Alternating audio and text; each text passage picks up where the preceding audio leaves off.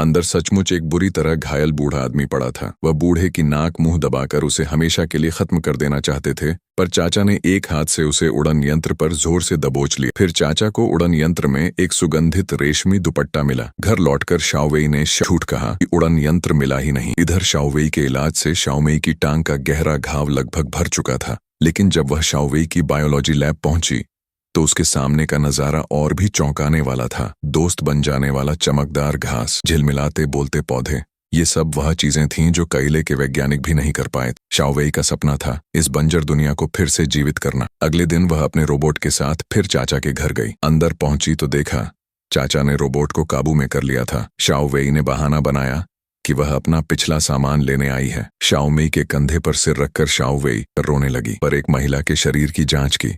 उसकी पीठ पर एक गहरा भयानक घाव था। घर लौटते ही पिता को खो चुकी शाओमेई अब जीना नहीं चाहती थी, पर शाओवेई समय पर पहुंच गई और उसकी जान बचा ली। शाओमेई की कोशिकाएं जीन लॉक से बंद थीं और शाओमेई को इसका पता तक नहीं था। तभी शाओमेई ने अपने पिता की पसंदीदा धुन बजाई और आश्चर्य, बंद पड़ी कोशिकाएं अचानक खुलने लगीं। शाओवेई को एक विचार आया। उसने बीज को अपने विशेष घोल में डुबोकर जीन प्लेट पर मिलाया और दोनों जीन परफेक्ट तरीके से जुड़ गए। बीज अब सीमाओं को तोड़ चुका था।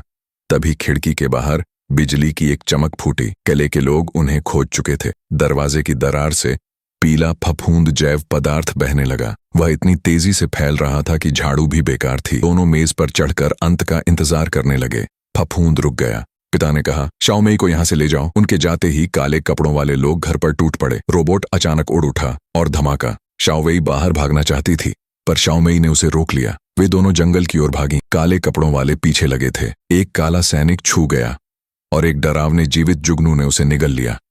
दूसरा सैनिक भी आया। शाओवेई ने झाड़ियों में कुछ फेंका और दूसरा भी खत्म हो गया। शाओमेई समझ गई किला उन्हें कभी नहीं छोड़ेगा।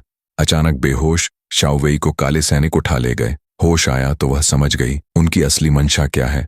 वह तीर्थ यात्रियों के साथ एक ऊंचे टावर तक पहुंची। उसने जीन लॉक तोड़े हुए बीज निकाले और उन्हें हवा में छोड़ दिया। उम्मीद बनकर धीरे धीरे दूर